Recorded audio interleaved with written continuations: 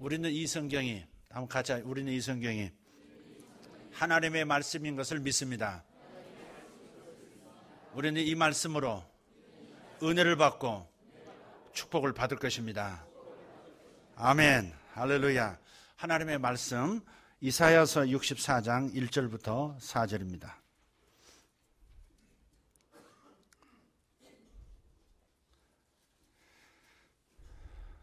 봉독하겠습니다. 원하건대 주는 하늘을 가르고 강림하시고 주 앞에서 산들이 진동하기를 불이 섭을 사르며 불이 물을 끓임 같게 하사 주의 원수들이 주의 이름을 알게 하시며 이방 나라들로 주 앞에서 떨게 하옵소서. 주께서 강림하사 우리가 생각하지 못한 두려운 일을 행하시던 그때에 산들이 주 앞에서 진동하였사오니 주 외에는 자기를 앙망하는 자를 위하여 이런 일을 행한 신을 옛적부터 들은 자도 없고 귀로 들은 자도 없고 눈으로 본 자도 없었나이다. 아멘. 2015년을 향한 예언적 조망입니다.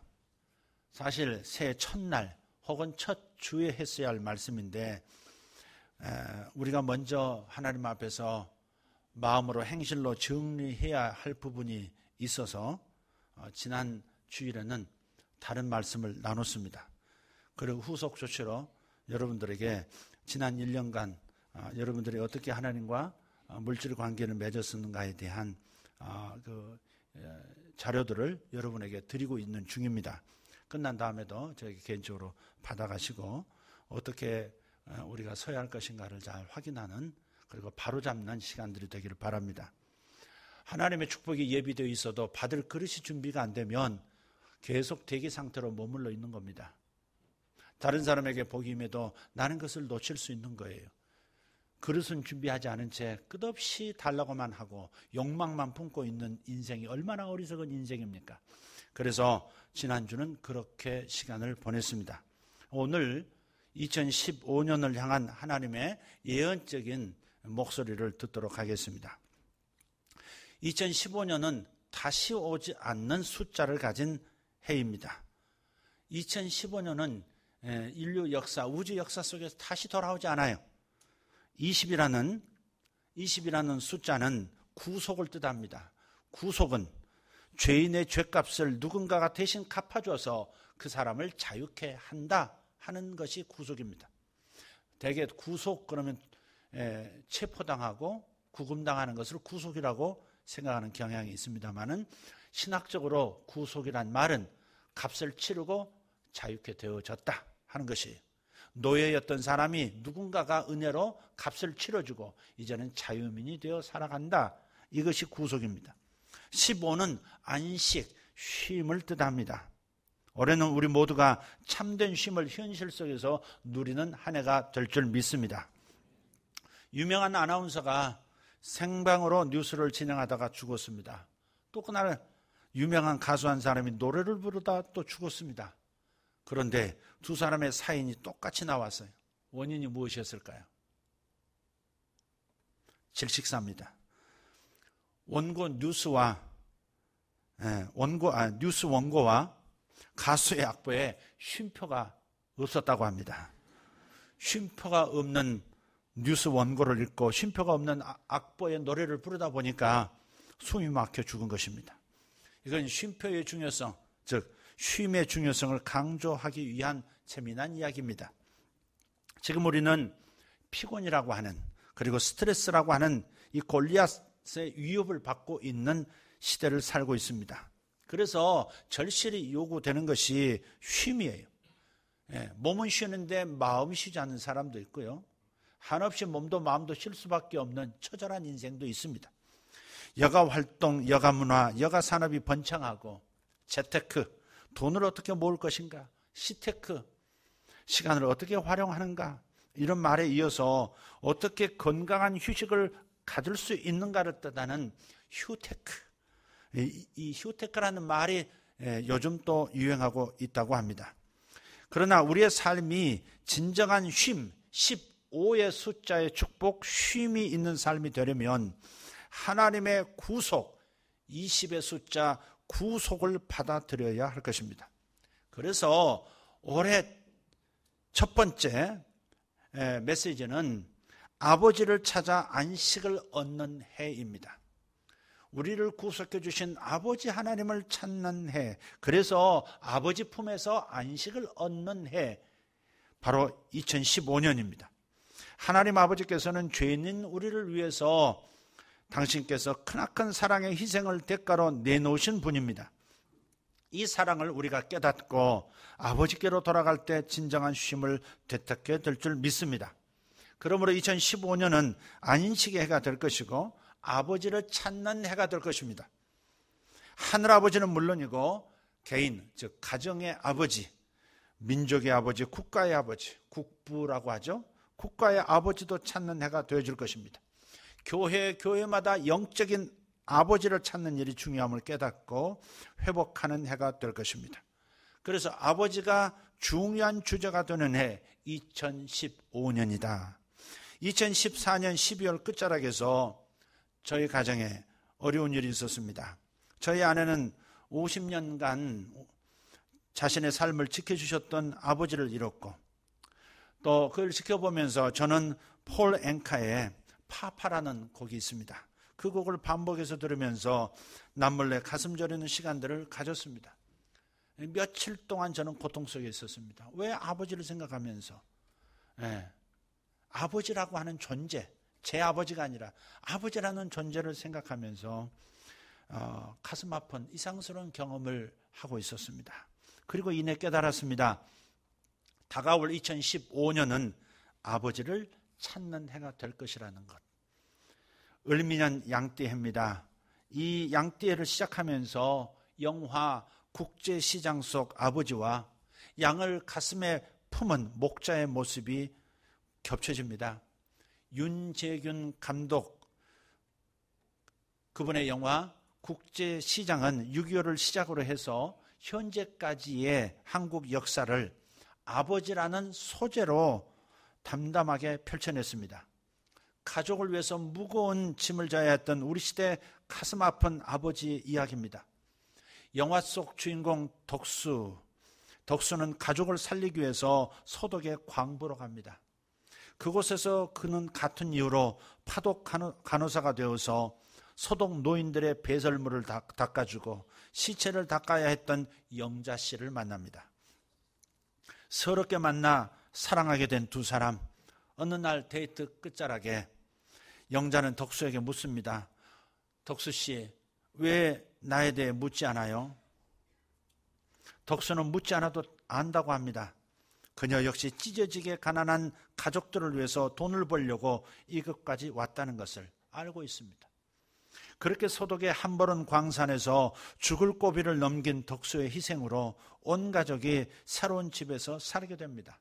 하지만 그는 다시 베트남으로 전쟁터로 떠났고 결국 한쪽 발에 장애를 입어 되돌아오게 됩니다. 영화 국제시장의 한 줄 평이 이렇습니다. 하고 싶은 것도 되고 싶은 것도 많았지만 평생 단 한 번도 자신을 위해 살아본 적이 없다. 괜찮다 웃어 보이고 다행이다 눈물을 훔치며 힘들었던 그때 그 시절, 오직 가족을 위해 굳세게 살아온 우리 아버지 이야기다. 그렇게 세월이 흘러가고 덕수는 고집센 할아버지가 됐습니다. 국제시장통 자신의 가게 꽃분이네를 결코 처분할 수 없다고 자식들과 해년마다 싸웁니다. 편한 노후를 거부하는 그의 고집은 영화가 끝날 무렵 이해가 됩니다. 북한 흥남부두를 떠나올 때 홀로 남겨진 아버지와의 약속, 부산에 있는 꽃분이네 찾아가마, 부산에 있는 네 고모 꽃분이네로 내가 찾아가마, 먼저 가거라. 마지막 아버지의 말 때문이라는 것을 우리는 영화 끝자락에서 알게 됩니다. 노래하며 신이 나게 놀고 있는 가족을 뒤로하고 다 늙은 아버지 덕수는 홀로 방에서 흐느낍니다. 거울에 비친 고집센 노인 덕수는 어느새 어릴 적 모습으로 돌아가 있습니다. 흥남부두에서 헤어진 아버지 앞에서 그는 어린 아들일 뿐이었습니다. 아버지, 내 약속 잘 지켰지에. 이만하면 내 잘 살았지에. 근데 내 진짜 힘들었거든요. 평생을 가슴에 품고 있던 그 아버지가 울고 있는 아버지 덕수를 어루만지며 위로해 주는 장면으로 이 영상은 끝이 납니다. 우리 민족이 걸어왔던 질곡의 역사, 우리를 끌어안아야만 했던 아버지의 무거운 사랑이 아니고서는 이 역사를 설명할 길이 없습니다. 그래서 양을 품고 있는 하나님 아버지의 사랑이 떠오르는 것입니다. 2015년 을미년, 우리가 꿈꾸는 것은 아무 문제가 없는 장밋빛 세상이 아닙니다. 어떤 환경 속에서도 우리를 품에 안아주실 목자의 무거운 그 진실한 사랑을 기대하며 시작하는 것입니다. 필립 얀시라고 하는 유명한 기독교 저자, 그의 책 하나님 책에 왜 이러세요? 에서 이렇게 이야기합니다. 고통은 우리를 위한 하나님의 본래 계획의 일부이기 때문에 가치가 있는 게 아니라 고난 중에 일어나는 속량적 변화 때문에 가치가 있다. 그래서 속량적 변화라는 것은 구속적 변화로 바꿔 쓸 수 있습니다. 고통은 하나님의 본래 계획이 아닙니다. 그렇지만 그것 때문에 가치가 있는 것이 아니라 고난 중에서 발생하는 고통 때문에 오히려 하나님의 구속의 역사를 경험할 수 있기 때문에 고통이 가치가 있다는 것이죠. 새해가 장밋빛으로 시작하지 않는다 해도 우리에게 소망이 있는 것은 하나님께서 우리를 품어주실 것이기 때문에 그런 줄 믿습니다. 이 세상의 죄악과 고통의 한가운데서도 우리를 떠나지 않으실 아버지 하나님의 무거운 사랑을 우리가 믿기 때문입니다. 아버지, 저 잘 살았지요? 그런데 무척 힘들었습니다. 흐느끼는 우리를 가만히 안아주시는 하나님 아버지를 생각한다면 2015년 내내 우리는 주님 품 안에서 참된 안식을, 우리 아버지 안에서 참된 쉼을 경험하게 될 줄 믿습니다.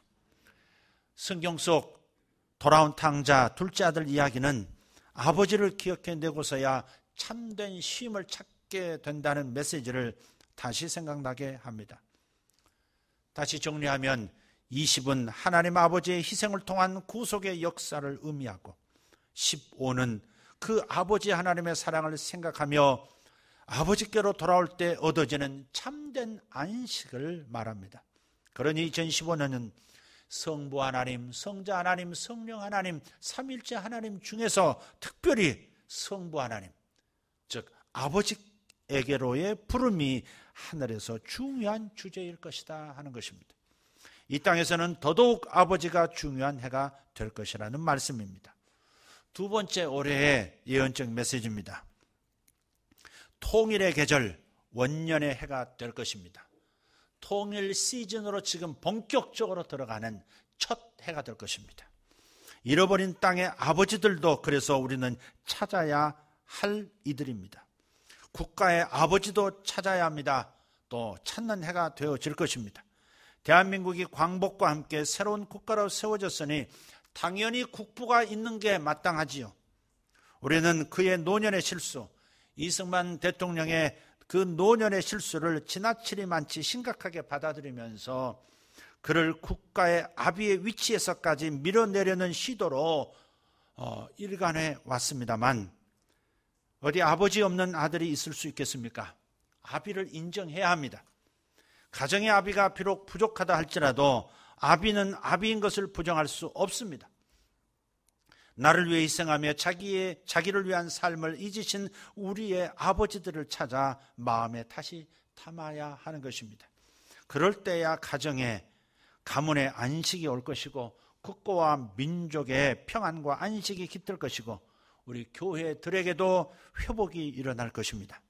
아버지가 안 계시면 형제들은 결속력이 약해지는 경향이 있습니다. 아버지가 계시는 집안은 연합이 그래도 잘 됩니다. 동상도 세울 수 없을 만큼 국가의 아버지를 부정하는 한 연합이라고 하는 민족의 연합이라는 통일의 이야기는 요원한 이야기가 될 것이고 우리가 아버지를 인정하고 찾으면 오히려 민족의 연합 통일은 가깝게 되어질 것이라고 믿습니다. 이것은 저의 정치적 입장이 아니라 예언적 표현입니다. 아버지를 찾아야 합니다.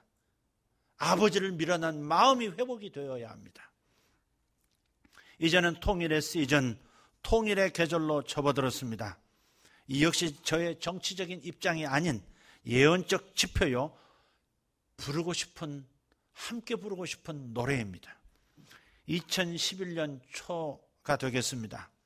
중국과 일본의 전쟁이 있을 것이라고 하는 예언적 메시지를 제가 선포한 이래로 저는 해가 갈수록 이에 대한 이해, 확신, 그리고 기대는 커져가고 있습니다. 통일의 계절, 그 시작의 해라고 그래서 명명하고 싶습니다. 북한의 예후 장군이 등장할 수밖에 없는 상황으로 변해가는 동아시아입니다.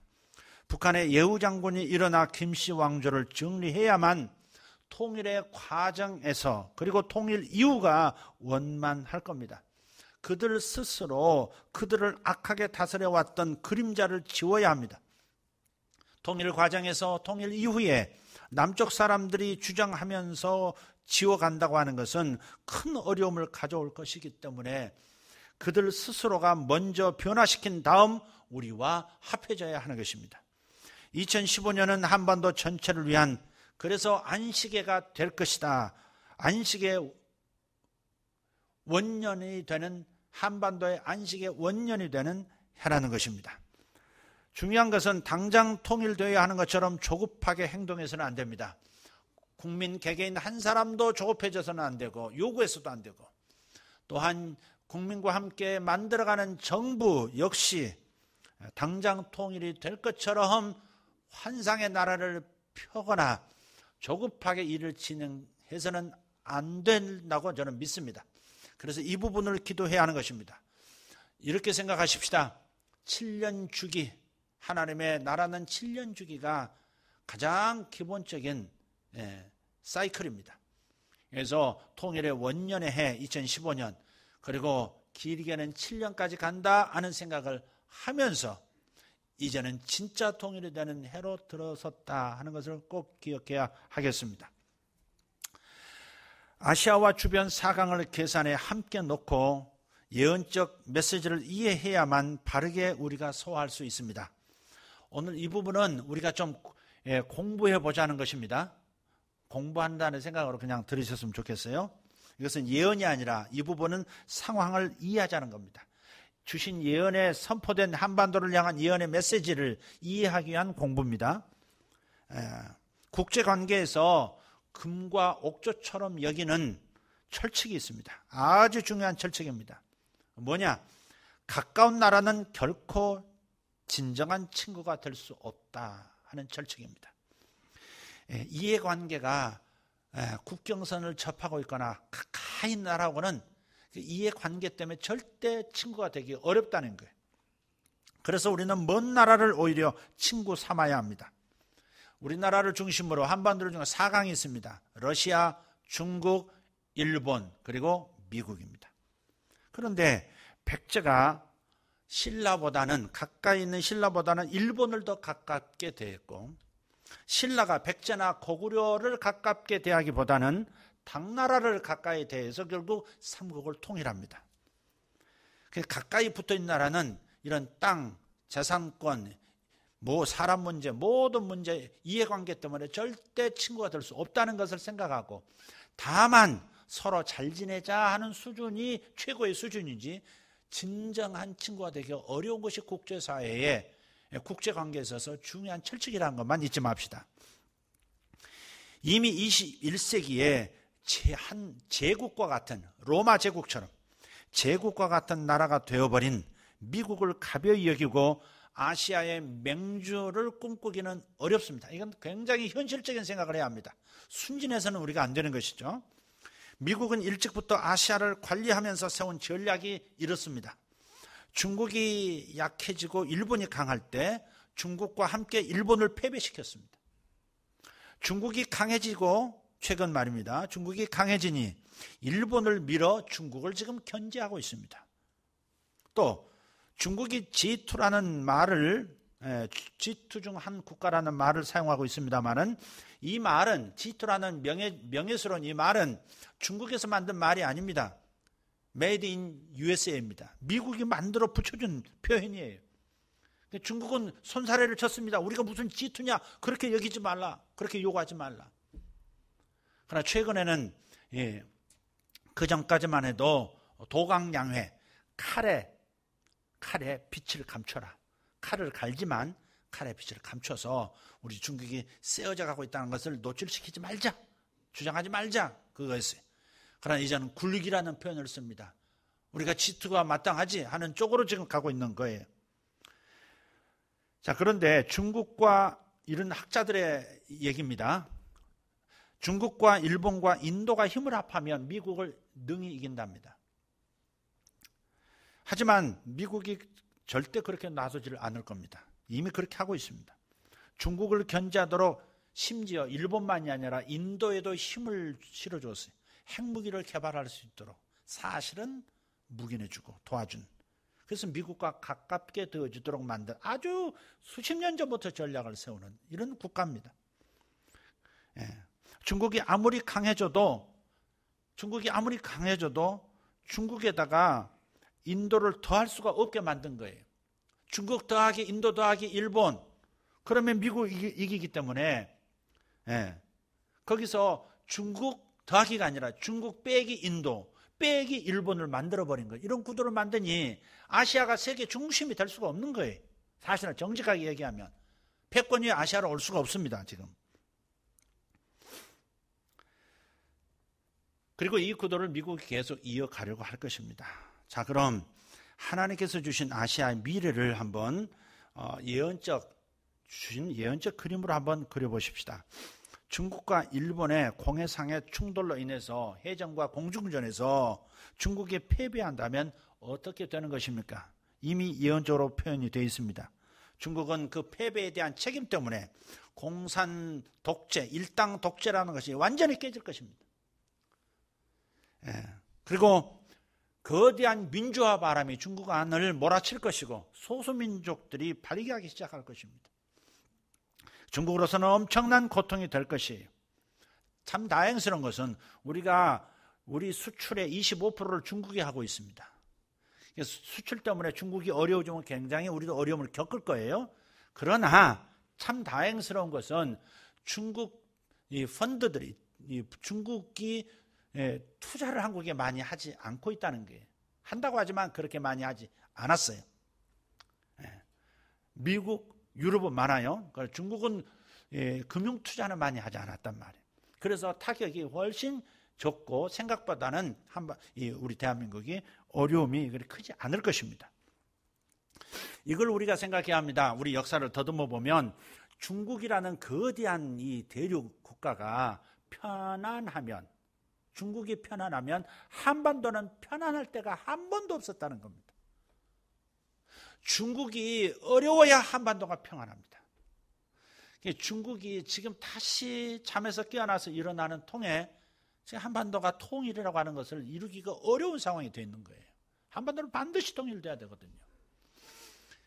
통일되기 어렵단 말이에요. 그래서 만약에 일본과의 전쟁에서 중국이 패배하면 그 어려운 계절을 중국이 통과할 때 다시 진정한 G2를 꿈꾸며 일어설 그 즈음에 그 동안에 한국은 빨리 더 통일을 이루고 절대 중국이 함부로 못할, 일본이 함부로 대할 수 없는 그런 나라로 성장해야 하는 것이죠.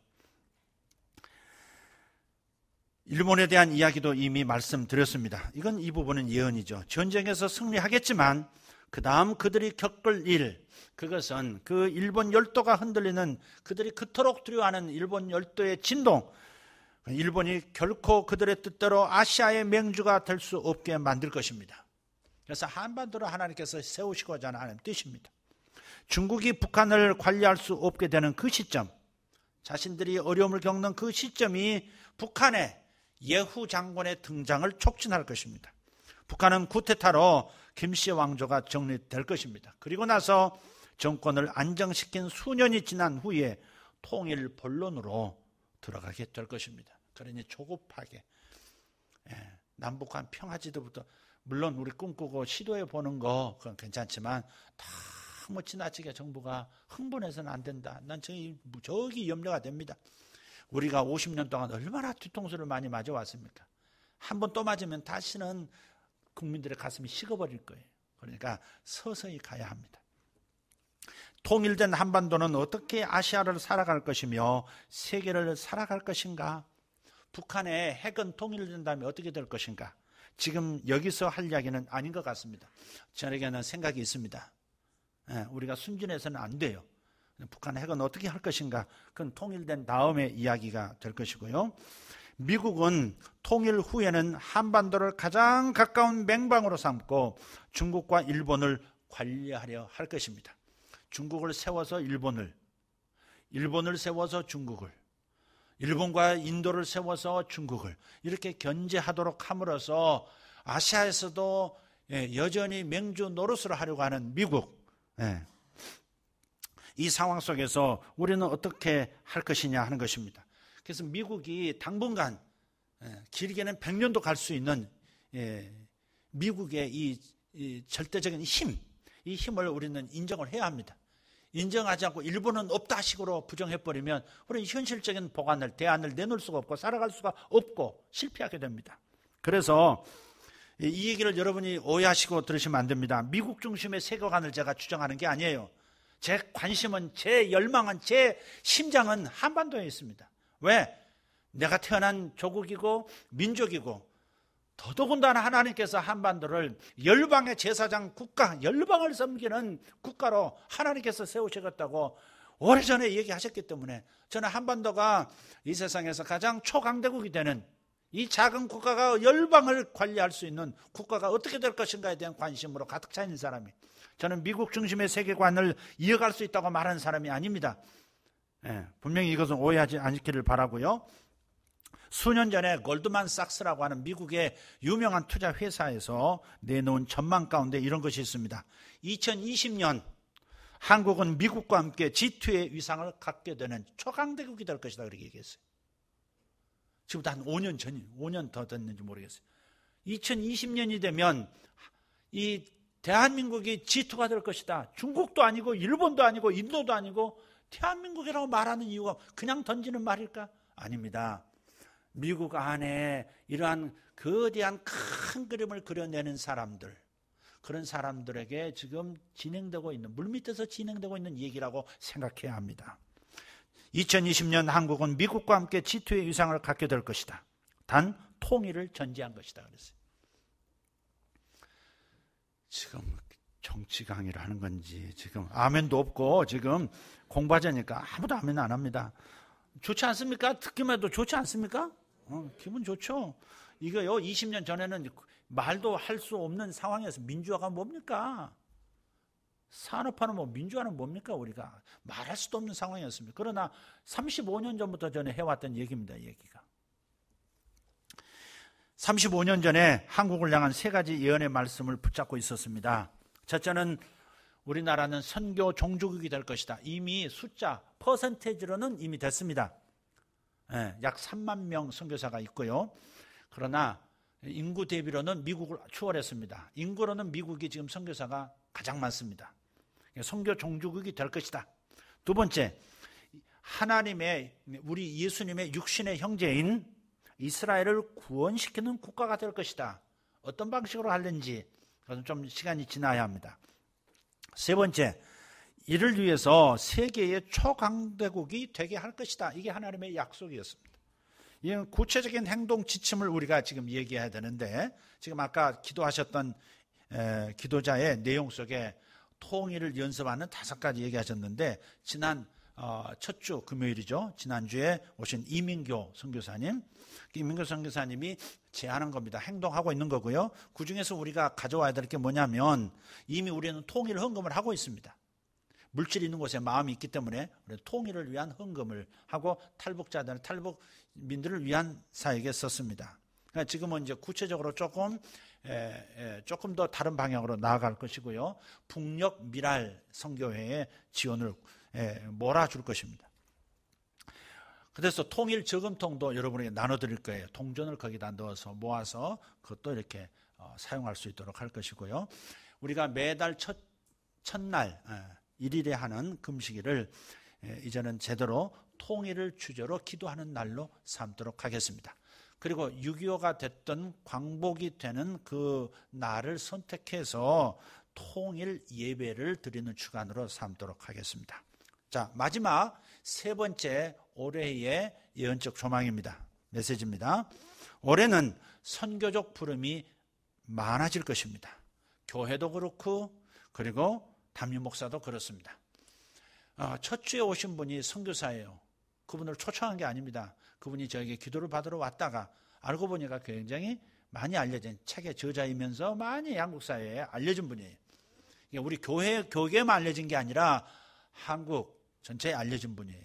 자랑스러운 한국인에서 우즈베키스탄에서 농아 축구단을 만들어서 결국 훈련시켜가지고 대만에서 국제대회를 할 때 3위를 처음으로 3위를 하게 만들었던 그 우즈베키스탄에서 영웅이죠. 그분이 정말 고마운 한국인이에요. 그런데 9.11 테러 사건이 일어나면서 이슬람 국가였던 우즈베키스탄에서 기독교인을 우리나라의 리더로 이렇게 두게 할 수 없다. 그래서 추방을 시켰어요. 카자흐스탄에서 또 역시 같은 사역을 하셨고 지금은 북한에 들어가서 북한 농아 축구단 감독이 됐어요. 한국인이에요. 카자흐스탄 공식적인 선교사예요. 거기 영주권도 있고요. 그런데 북한 농아축구단 감독이 됐어요. 네. 굉장히 이분이 위험스러워하게 조심스러워하는 것은 자기를 좌빨로 생각하면 어떡하나. 그걸 굉장히 두려워하시더라고요. 여기서도 처신하는 것, 저기서 처신하는 것이 참 어려운 거죠. 그러나 그분이 첫 시간 여기 와서 외부에서 온 강사로서 말씀을 전하고 우리에게 도전을 주었다고 하는 것이 바로 선교라는 거예요. 선교. 이것이 바로 우리에게 주신 하나님의 사인입니다. 아까 읽었던 언급되었던 이사야 60장 3절 말씀, 나라들은 내 빛으로 왕들은 비치는 내 광명으로 나오리라 그랬어요. 나라들이 하나님의 책에 있는 그들의 데스티니를 이해할 수 있도록 도와주는 예언적 목소리가 되어야 할 뿐 아니라 리더들, 이 땅에 그리고 저 땅들에 있는 리더들이 이러한 우리가 비치는 우리 교회와 우리가 비치는 이 광명의 메시지로 나아올 수 있도록 하는 해, 선교적 부름이 있는 해가 바로 2015년이 될 것입니다. 선교를 순종할 때 우리는 복을 받습니다. 아멘 합시다. 선교를 순종하면 복을 받습니다. 선교한다면 진짜 선교사라면 우리는 적극적으로 후원할 것이고 지원해야 합니다. 이것이 우리의 분기시고 복이기 때문에 그렇습니다. 우리 교회가 선교에 더 힘을 내 동참하면 크게 복을 주시고 힘을 더하실 것입니다. 그래서 선교사님들이 온다거나 선교에 일할 때는 여러분 적극적으로 물질도 동원해야 합니다. 그럴 수 있는 마음, 그런 넉넉한 그릇이 복을 받습니다. 선교의 부름, 선교적 부름에 충성하는 개인과 교회를 위해서 오늘 본문의 말씀처럼 주님께서는 우리 각자의 가진 바 생각 밖의 일을 해 주실 것입니다. 갑자기 하늘이 갈라진 것처럼 하나님께서 우리 가운데 임하실 것이고 우리에게 복을 주실 것입니다. 기이한 일을 해 주실 거예요. 하는 일에 복을 더하실 것이고 우리가 하는 일, 성공한 일에 보호를 더해 주시는 복이 나타날 거예요. 어떤 선교사님의 간증을 들었습니다. 이 선교사님은 시골길을 나귀를 타고 다니면서 전도를 합니다. 아스팔트는 물론 없고요. 자동차도 없고 되지 않는 길이라, 아무것도 되지 않는 길이라 그냥 나귀가 운송수단으로 제일 좋았어요. 하도 많이 다니니까 이 나귀가 이제 이 자기 주인의 다니는 길에 익숙해져서 그냥 주인이 말 안 해도 그냥 첫째는 이 마을, 둘째는 이 마을, 셋째는 이 마을, 그리고 다시 집으로 이렇게 다니는 거예요, 이제 나귀가. 그렇다고 해서 발람의 나귀처럼 말은 하거나 그런 일은 없었습니다. 그런데 어느 날 생긴 일입니다. 하루 종일 이곳저곳 다니면서 설교하고 또 전도하고 사람을 만나다 보니까 몸이 지칠 대로 지쳐 있었어요. 선교사님이 나귀를 타고 오다가 꾸벅꾸벅 졸면서 그만 나귀 등에서 잠이 들고 말았어요. 한참 자다가 너무나 거친 걸음이라 깨어보니까 나귀가 낯선 산비탈에서 그 돌짝밭 같은 길을 나귀가 가고 있는 거예요. 아니 여기가 어디야? 나귀가 평소 가던 길이 아니라 생소한 길입니다. 돌고 돌아서 교회로 돌아와 보니까 성도들이 다 모여가지고 울면서 통성으로 기도하고 있더라는 거예요.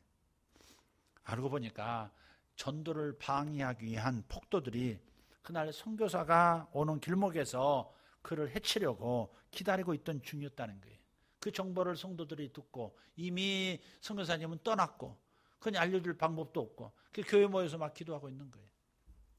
사람들은 왜 나귀가 먼 길로 돌아왔는지를 알게 된 것입니다. 하나님께서는 우리의 생각 밖의 일을 우리를 위해 해주실 것입니다. 하나님이 하늘을 가르고 강림하시면 기적이 일어납니다. 신기한 일이 벌어질 줄 믿습니다.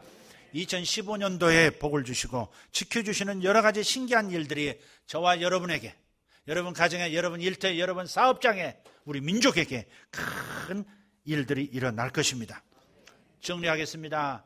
첫째, 아버지를 회복하여 안식을 누리는 해가 될 것이고, 두 번째, 통일의 계절, 그 원년이 되는 해가 될 것이고, 세 번째, 선교의 부름이 커지는 해가 될 것입니다. 우리가 제대로 반응할 수 있기를 간절히 구합니다. 기도하십시다.